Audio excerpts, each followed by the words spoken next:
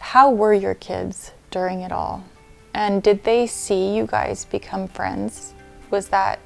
Yes, they saw us probably both at our worst. Mm-hmm. And they did see us become friends. In fact, I think my one daughter said to her sister, when she heard us having a civil conversation, "Can you believe that?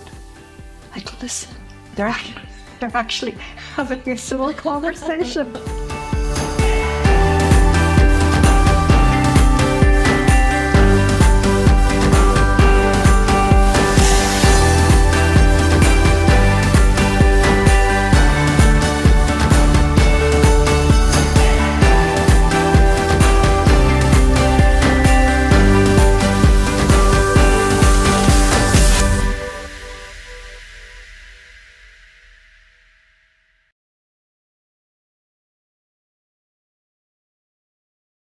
Welcome back to another episode of What Matters Most. We're here with Diane Melnyk. Diana, could you just let us know a little bit about yourself, and maybe we'll talk a bit about why you're here? I came to Red Deer 24 years ago this month, and took a band teaching job here. I needed to support myself because my then husband had asked for a divorce. And so I came to Red Deer and took a band teaching job. And then I became an elementary music teacher and met my current husband of 23 years and going on 24. And I've been here ever since 2000. So yeah, I had no idea you were a band teacher. I think I just learned something. That's so cool. So one of the reasons why we decided to ask you here was because, well, this podcast is about what matters most. And I remember we were chatting about a year and some ago, and you mentioned some of the things that you went through, and they stayed with me for a really long time. And so I thought when this podcast came up, I had this feeling that I kept needing to ask you to be on this podcast, because I feel like you have things that people need to hear. You have experiences that people need to hear. And so I know many times you're like, I don't know how I got here, but maybe there are some things and principles that you've implemented into your life that maybe could help people. Maybe one thing that I think would be really important is how you were able to let go of those hard times and move forward. So I think what we want to do is talk about first how hard it was for you. I remember you telling me some pretty crazy things. So I guess let's get right into it. Well, it hadn't been a very happy marriage anyway. There were lots of times I wanted to leave, but I had 3 children in 3 years due to ruptured appendix before I got married. And so there were infertility issues. And so I finally had my 3 children in 3 years and thought, well, where would I go with 3 little ones? So you just stay and you make the best of things. And there were good times, that kind of counterbalance the bad, but as time passed, it seemed like there was more bad. And so actually he asked me for a divorce, and it was a relief because I didn't have the courage to ask him for a divorce. So then, reality hits you. Okay, how am I going to sort of provide for myself? What am I going to do? And I had been a band teacher, and so I got a phone call on a blocked number, on a number that wasn't public, and it was someone from Red Deer asking me, could I come interview for a band job? So I came to Red Deer and interviewed, and they convinced me to take the job. And I had just finished a house in my little town, and the kids were there and they had their friends, and so it was really tough to leave. And he didn't want me to leave. And when he got wind that I was doing this, screeched up to my front door and screamed and yelled, and the neighbors had to call the police. And anyway, but I came to Red Deer, and he continued to, to phone and be abusive on the phone, and yeah, it was a really hard time, and I think probably maybe what helped me get through it was my kids, and the love we had, and they were a little bit afraid of their dad, so they wanted to be with me, and then I met a really nice man here in Red Deer at church, and we married quite quickly, probably too quickly in hindsight, but yeah, we're still together. That's good. So there are some things did you ever feel like during those hard times, you can talk a little bit more about that if you want, but during those hard times, did you feel like, how did we get here? One, will this ever end? And how can I move forward? How can I forgive? Yeah. Those are all those. Yeah, in the midst of it, when all the ugliness was happening, and he was being, abusive, not physically, but emotionally, and trying to take the kids away. Yeah, how do you, there were lots of hard times. He would call and say really mean, rude things to my new husband, and he would tell the kids bad things about me and tell lies, and yeah, just wouldn't leave us alone for quite a long time, quite a few years. One time he brought back the kids, one of the daughters, to my house, and the other daughter was in the doorway, and I went out to the car to say something, and as I walked back around the front of the car, he slammed on the gas and then screeched to a halt just as he hit my hip. And I called the police, and they just said, "Oh, well, he said he wanted you to be hit, and so it's your word against his." And of course, they did nothing. So Wow. even though my daughter saw the whole thing, Yeah. there was just incidences like that were really uncalled for, but were really unsettling. But I thought we would never be friends. I wanted nothing to do with him. It was just so negative.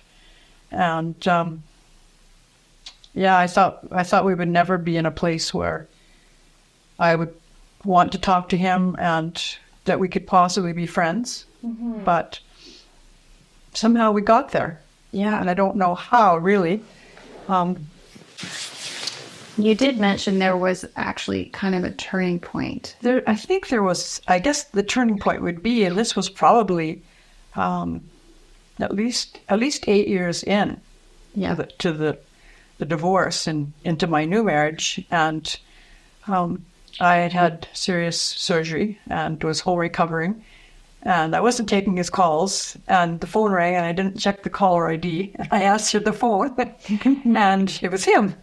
And I think somehow maybe that just broke the ice a little. Mm-hmm. I'm not sure how. And I remember back in the early days of our divorce that our pastor said, "Oh, one day you'll be able to forgive him." And I just thought, are you kidding? Yeah. I will never forgive him. Yeah. But it seemed after that day that I answered the phone, we talked for a bit. It was strained, but it was the first time we'd probably talked in years.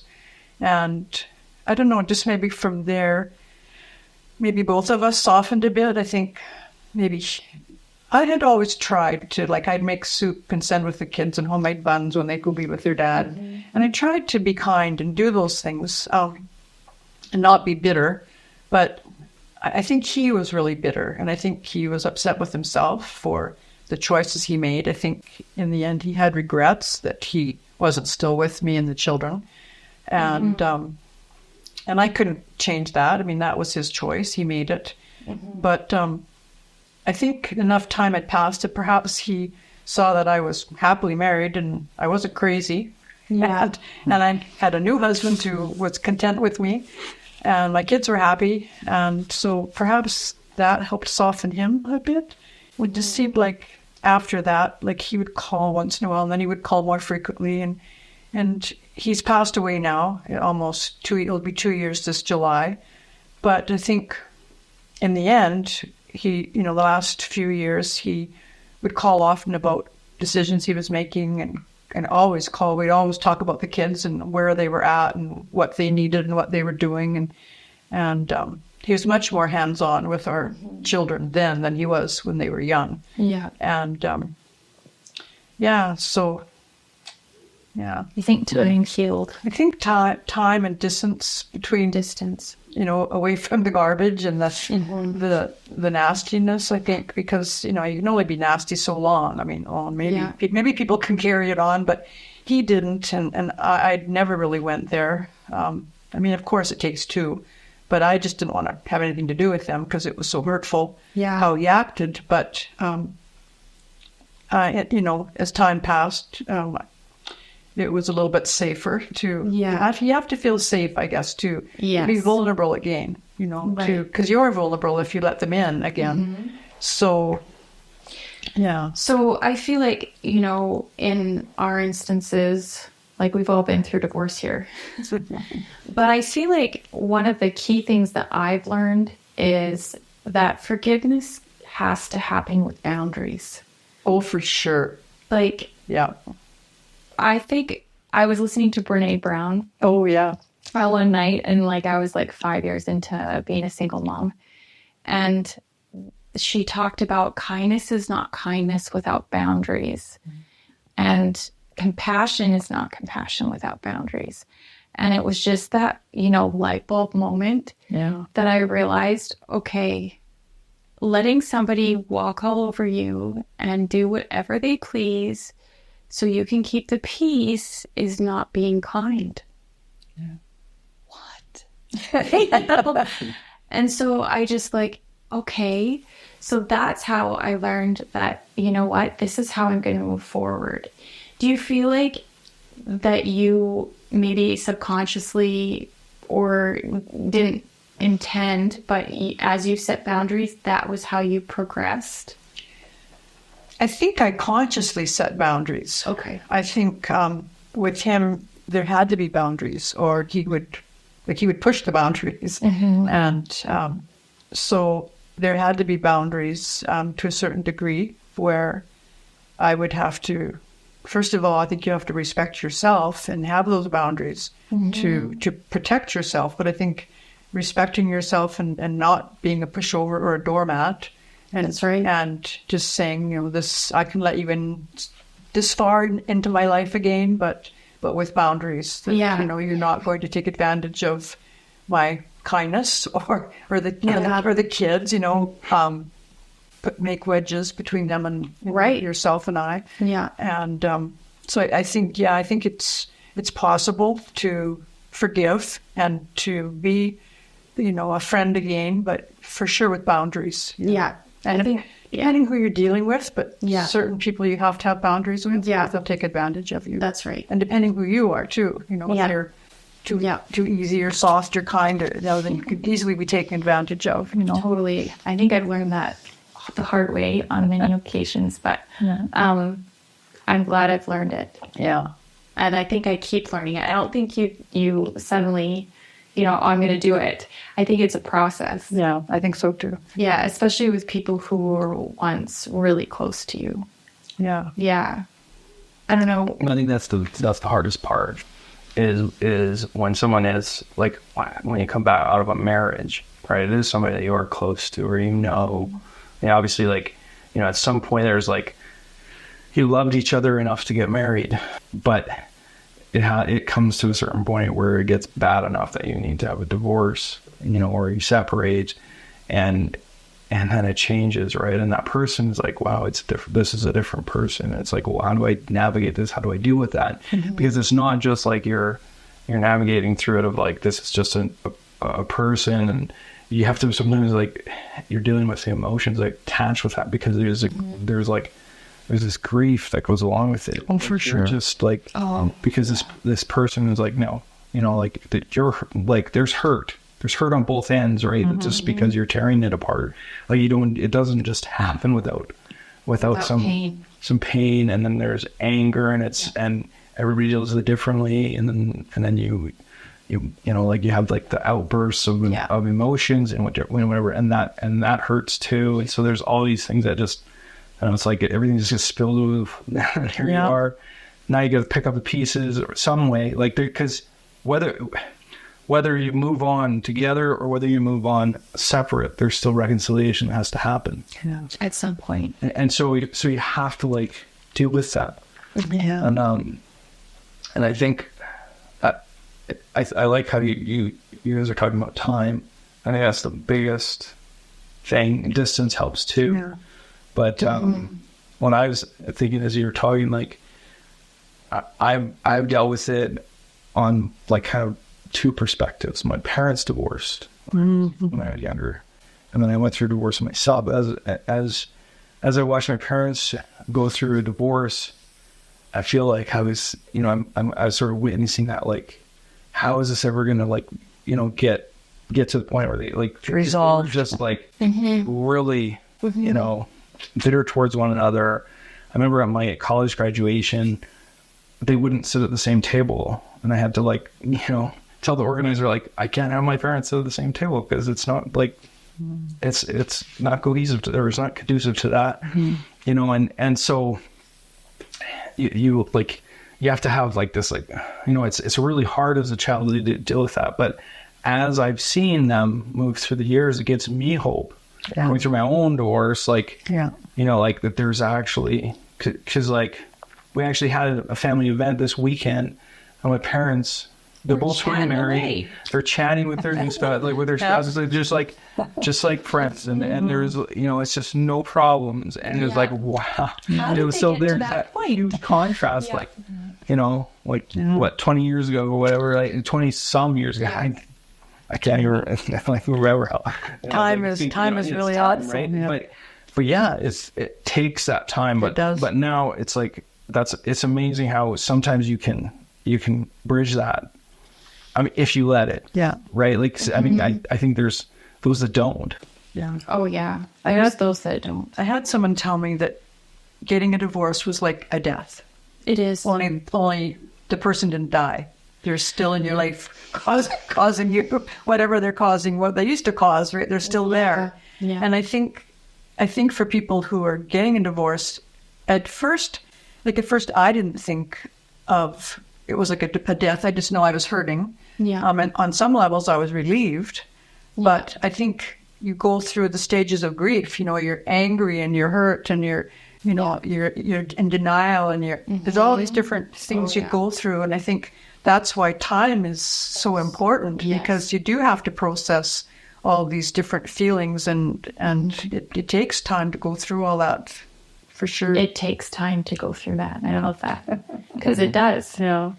And yeah, like you said, like everybody deals with it differently. And I think I've learned that with my divorce too, is that, you know, I have to allow that other person to deal with it the way he needs to deal with it. And you have, likewise with your ex-wife and with your ex-husband, you just have to allow it. And if, you know, you can only control what you can control. Exactly. You can't control the other person and how they're reacting and responding. You can only control yourself. Yeah.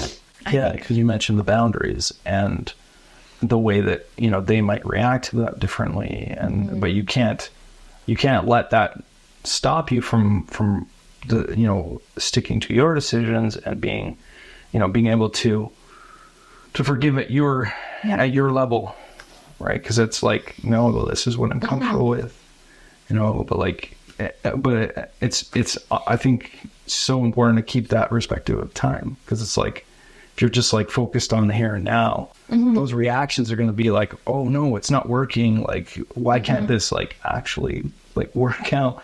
Like, we deal with like lots of things like that all the time. That's because we're in the middle of it. Yeah. I think another thing with boundaries is really good is that I feel like boundaries gives you the space to forgive. Like, when I was in the middle of it, like newly in the middle of it, I'm still in the middle of it, but when I was newly a single mom, there were just things after things after things after things because the other person was hurting, and I would have to deal with those things and they just wouldn't stop. And so trying to forgive was kind of impossible. It was impossible because it was constantly happening still. Mm-hmm. And so once I learned that I needed to set boundaries, wow, that gave me the space for grace. Yeah. And I was able to process those things on my own rather than having that voice, my ex-husband's voice in my head all the time, hurting and hurting and hurting. So, that was a big thing. Like, I know that some people are going through this that are watching, but just know that boundaries really are important. They're important for the other person because it sends a message. This is what is appropriate for me, and this is what's not. But also, it gives you that space for grace, to move forward. We talked about the turning point, but that's not all of it. Because how did you get to the point to overcome the emotions, to be able to love, to be able to, I guess, have that forgiveness come into you, and then be able to, I think in a lot of ways, and this might seem foreign to some of you, I think my faith and my belief in that I have a Heavenly Father and that I have a Savior in Jesus Christ, and I try to think like that, to pattern my life like that. And I think of, as I study and learn more about the Savior Jesus Christ, I think of what He did for us and how He is forgiving of us, and we have to forgive others. And I think through that process of trying to pattern my life after Jesus and knowing what we learn in the Bible, and that we have to love one another and forgive. And so I think that at some point played a role in my ability to forgive, but it's certainly not something that comes instant and without effort, Mm-hmm. And I think by setting boundaries, I was able to then control His influence in my life and my children's life. And setting those boundaries was able to provide me with a level of safety, perhaps, and comfort, a comfort level that, and then I could feel like I was in control in my own life. And if what was happening with him, I wouldn't allow that to come in and affect me so much. Mm-hmm. I would just remind myself that he made a choice, and he's having to live with the consequences. Right. And I could let him in to ask how the kids are, be a friend, how's it going? And he could call me and bounce off, I'm thinking of doing this, or, talk about the kids and where they were at. And those were the boundaries that I allowed, to have those discussions. Mm-hmm. Mm. When you started setting those boundaries, how did he react? Well, I think at first he was surprised that I would stand up for myself. Yeah. That wasn't my norm. Yeah. I was usually the doormat that go along with everything and just to make peace. Yeah. But so I think there was probably pushback, if I recall. That, my goodness, she can't do that. How could she do that? But at some point, there's acceptance. That gives me hope that there's acceptance, and not just for my own situation, but for people probably that are listening, where they're scared to set boundaries because they're afraid of the reaction, that at some point there is acceptance, and that those boundaries can then create a better relationship. Yeah, I think so. Of course, it's incumbent upon the other person to accept those boundaries, and we don't always know how they're going to react or respond. True. But that's on them. That is on them. That's on them. Yeah. Yeah. But in your case, it was acceptance. Yeah. I think Yeah. so. Yeah. I can definitely relate to what you're talking about with, with your faith being a huge part of it. And I think that's like what you're describing is that healing in your own mind. Like you have like, I can think, in my situation, going through the separation, the divorce, and like, the thing, like the things that we're dealing with, I had like so much emotions, like out of my control. And if I didn't have my faith, like if I didn't have a God to pray to, and like, and I understand that everyone's at different levels or different beliefs, but there's still like other outlets and other ways. But like for me, that was my, being able to have someone to like look to, and then knowing that I just couldn't do it on my own. I mean, there was, of course, like people to reach out to and, like, and whatever, but in regards to that, that forgiveness, because there's like, again, that hurt that I was talking about, like, because of the things that happen in the events or that go around it, and just coming around, like, emotions, like I'd never felt anger like I had. And it was like, I needed to be able to feel peace. And I think divorce brings out the very worst in all of us. Where we don't think, oh, wow, am I really this person? Yeah. When you're going through it, and then with time, you realize, oh, that's not who I want to be. That's not who I really am, but it's because I'm dealing with all these emotions. Right. And the hurt and the anger. And it takes time to heal, to work through and find a peace again. Right. Yeah. That's an interesting thought, because if you think that way and you're like, this is not the person that I am, it's just because I'm dealing with all of these things, maybe at some level we could think that about our ex. Yeah. And that might be a paradigm shift to changing, like, that relationship in, or where it's at the point, at that negative point. Yeah. I think a lot of times when we're in the marriage, we have such focus on the kids, like doing things for the kids, and then in a divorce situation, that can shift, and sometimes we forget that we still need to be there for the kids, and we still need a co-parent.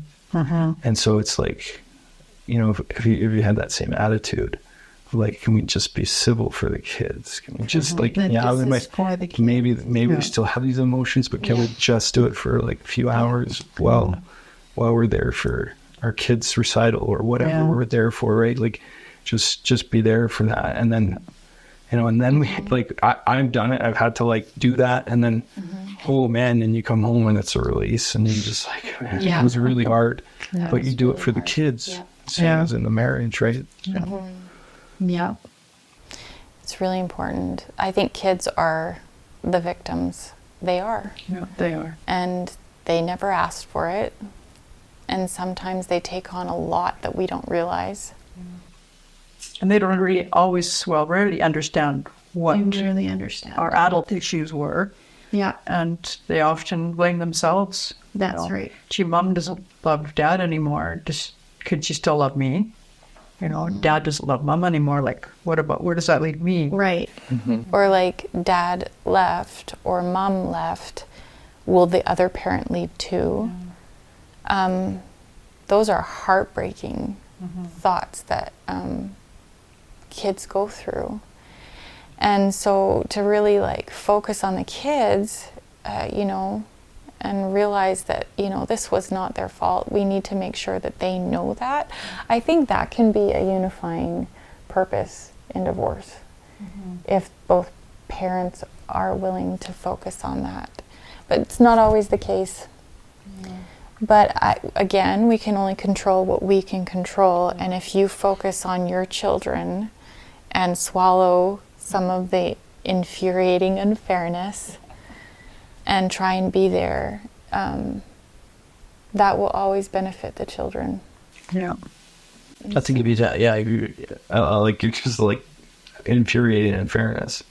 Sometimes we can be so like stuck on that, right? Like, oh, you did this, or you, and it's like, well, because I've gotten like stuck in that game where it's like where you can have like just kind of yelling matches with your ex, and it's like, do you feel better after it? Yeah. Like not at all. Like No, it feels worse. It's like, well, maybe I got this off my chest, but like it doesn't help. It does not. It does not. It's sometimes it's better to just like leave things unsaid and just deal with it. Like, you know what? Like you're not with that person anymore. So it's like, what does it do any good to like fight like, oh, you did this to me, and just so that they know, like, well, maybe they, like they can figure that out on their own, and that like doesn't always help, especially if you're wanting to get to a point where you can just be civil. That's something that I had to realize too. Like, when you talk about, this is not me moments, this is because I'm hurting, I had to set boundaries because I could not put myself in the situations where I would be, because the emotions were so high, that I would be losing my cool. So I set those boundaries, like we only text and email, because I just can't, because it's still, after a long period of time, it's still emotional. Rise. Yes, it's still emotional, and it's been years. So for me, that's my boundary. But we're able to be civil enough through texting and emailing. And I don't put myself in that position where I lose my cool or I have the emotions, and then I feel worse after. So I think it's important to know where your boundary is. Know your triggers. What's going to trigger you, and so that maybe help set boundaries. Yeah. I think it's so important.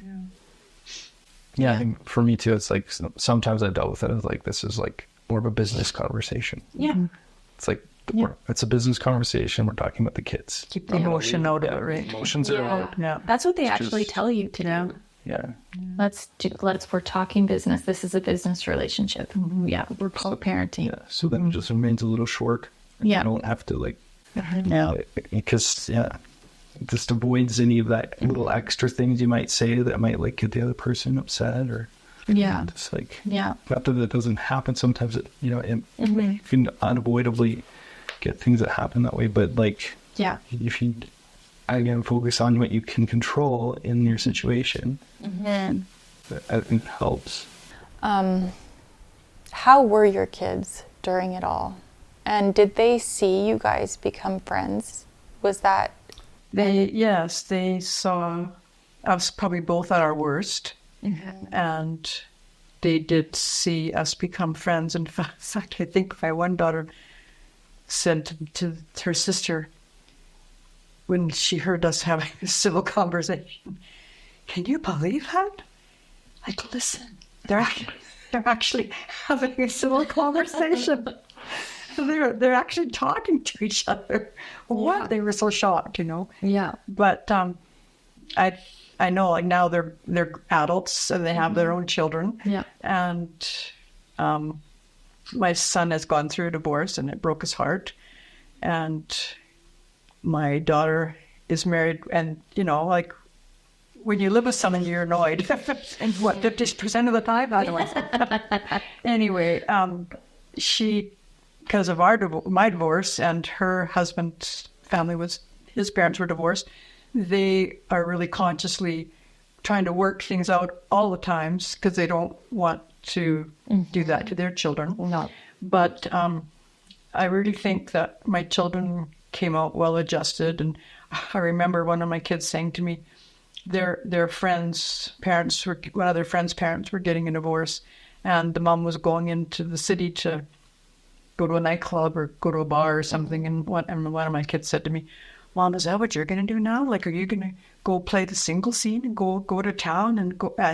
no, I'm just going to be here being your mom. That's My role now. It's not going to change. But so, I'm sure they had their little fears and things, but, they're all pretty well adjusted and they don't seem to have too many bad memories. I mean, once in a while they'll say, remember when this happened, Mom? Or, remember when you and Dad, whatever. But for the most part, I think, when we first told them, it was, oh no, and they were sad and they were crying. They were young. Yeah. I think they were grade 6, grade 7, and grade 9, about that age. And there's also, just from our community, there was probably some stigma attached, to being a divorced family. But I think they handled it well. I like to think in the end, like I handled it well and just let them be. And they always had access to their dad when they wanted. And you mentioned before the cameras were on that you always spoke positively around them. Usually. There might have been, Let's be real here. There might have been an odd thing I shared. Yeah. Like, I just thought they need to know that he's not paying child support. So that's why I can't buy you X, Y, and Z. Right. The reality. And if that's bad-mouthing him, well, so be it. He made that choice to not want to pay child support. Yeah. So, but for the most part, I had been told, don't bad-mouth your ex because the kids take that on themselves and think that that's how you feel about them. I'm not quite sure how that works out, why, but I was told that, try not to badmouth your ex. And so for the most part, I think that helped the kids. But it really helped when they saw we were, oh, wow, Mom and Dad are actually talking to each other. Yeah, I bet you that was really healing for them. Yeah. But also I think it, when you don't badmouth your spouse, your ex-spouse, that's their parent. I think there's a level of trust that they have in the parent that doesn't badmouth their other parent, because that they know that their love for the other parent is still safe with you. And I think that's really, really important. I think that's really, really important for a child to know that they can go to their dads or their moms and come back and say, this is what we did, this is what we had. And then, their parents saying, oh, that's good. I'm glad you got to spend time with your dad. I'm glad you got to do this with your dad. Because that is separate from your relationship with your ex. It's showing it to them that it's acceptable, that it's what I've mentioned to my kids a lot, is love is a neat thing. You always have room for everyone, right? Like you have room to love your mom, you have room to love me. Yep.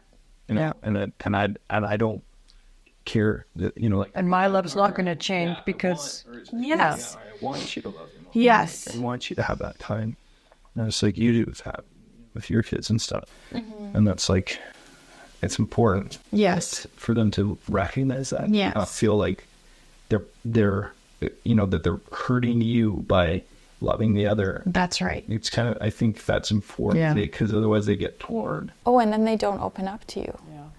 And because it's not safe. And the thought for me of my children not feeling safe talking to me is just too much.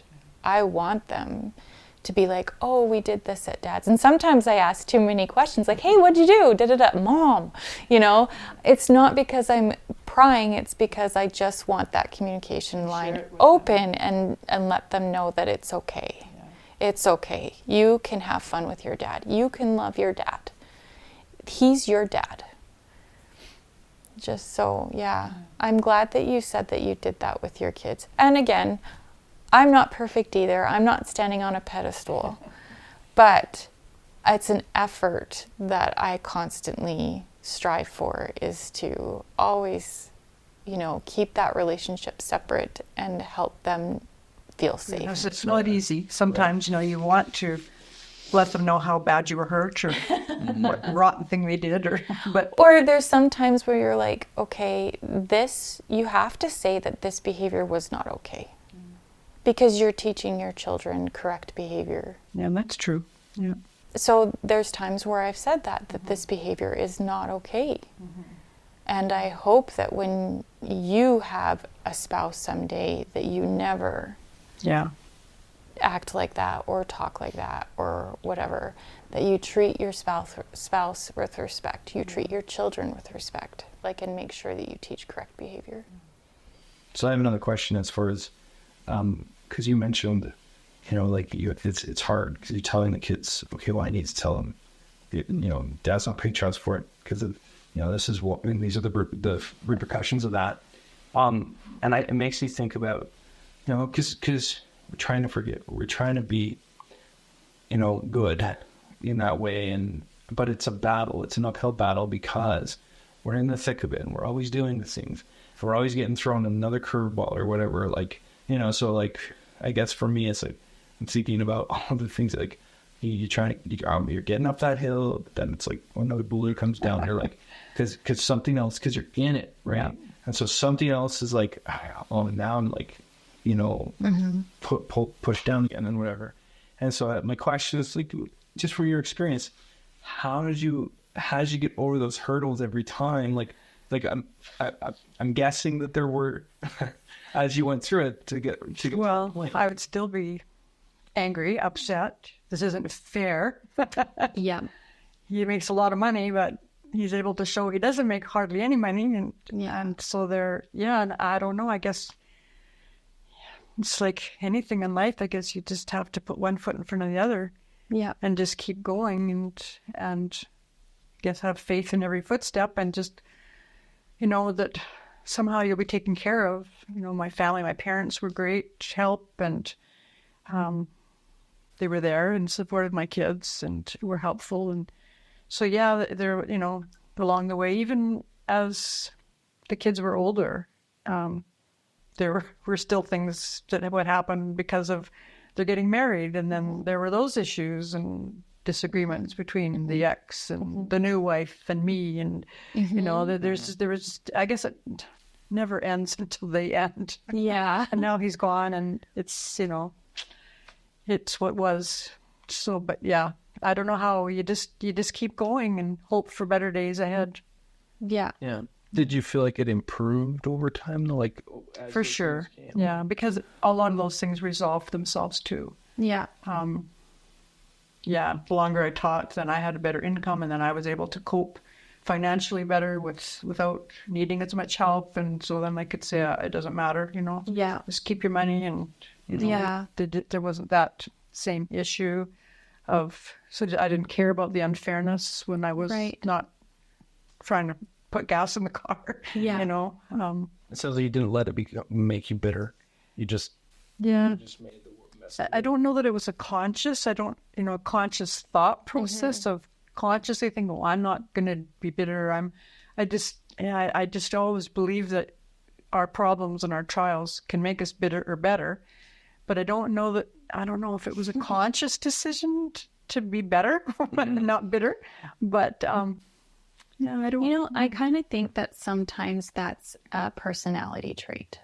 Maybe. Sometimes that comes easier to others than others.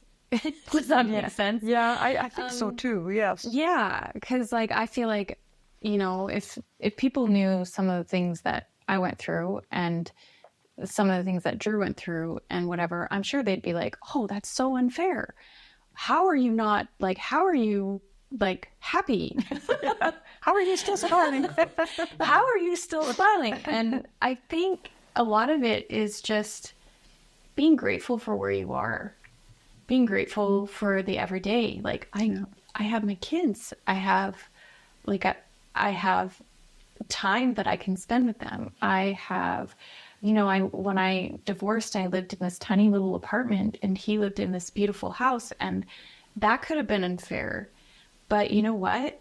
It wasn't. I was like, I'm going to take this time to develop my relationship, develop myself, to move forward, to try and forgive. There's so many positives that you can take from amongst the trials, the unfairness, and all those things. But if you focus on the unfairness, it's hard to move forward. Exactly. Yeah. Yeah. Yeah. Yeah. And I think that's a really good place to end, Sure. because it's just like dealing with everything, Yeah. trying to make the most out of our trials, and And gratitude. Gratitude. Yeah, attitude of gratitude for what you have, the good. It looks at the good, Yep. because there's both. And Yep. whatever you focus on is what you'll see. That's exactly it. Like, think of those trials as opportunities. Opportunities to move forward, opportunities to develop yourself, opportunities to create good relationships. 100%. Awesome.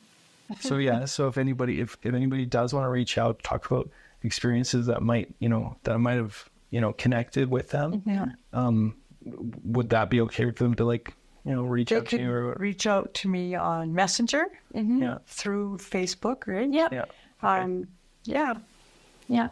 I think there's a lot of things that were said today that could help other people, because we're all going through something, whether it's a divorce, whether it's a death, whether it's A wayward child. unfairness. There's the same principles. There's very similar principles in all of that. In setting boundaries, giving yourself space for grace, and creating opportunities with gratitude. This has been another episode of What Matters Most, and thank you, Diana, for coming.